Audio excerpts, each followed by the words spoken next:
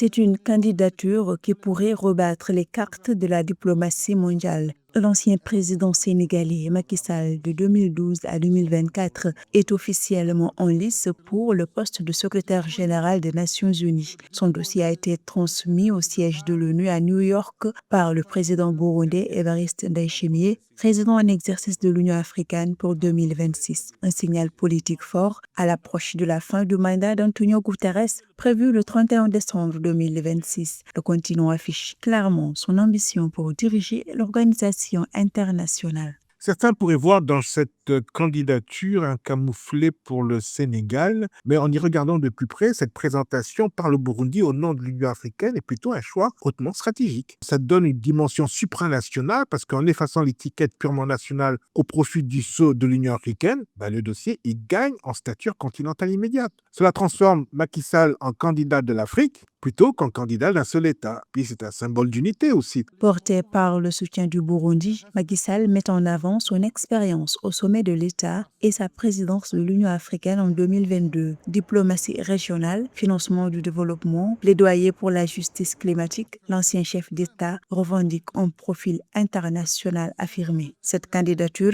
malgré la controverse sur la dette publique au Sénégal qu'il conteste, est symbolique pour l'Afrique qui n'a vu que deux de ses fils accéder à la tête de l'ONU. L'Égyptien Boutros Boutros-Ghali de 1992 à 1996 et le Ghanéen Kofi Annan de 1997 à 2006. La candidature de Macky Sall peut être perçue comme un accélérateur potentiel pour la représentativité du candidat. Il ne faut pas oublier qu'en tant que président de l'Union africaine, il a un plaidoyer qui est déjà éprouvé. Il a activement porté des dossiers critiques comme l'intégration de l'Afrique au G20, la réforme du Conseil de sécurité. Sa présence à la tête de l'ONU transformerait ses revendications en priorité institutionnelle. Et puis, il y a un leadership de médiation. Son élection offrira à l'Afrique un levier direct sur les mécanismes de financement du développement, des opérations de paix. La candidature de Macky Sall relance aussi le débat sur la place du continent dans la gouvernance mondiale. Avec seulement 3 sièges non permanents au Conseil de sécurité, l'Afrique continue de plaider pour une réforme plus équitable du système onusien. L'élection éventuelle de Macky Sall serait perçue comme une avancée historique susceptible d'influencer sur les priorités globales du climat à la réforme du financement du développement. Ses atouts en tant que candidat de l'Afrique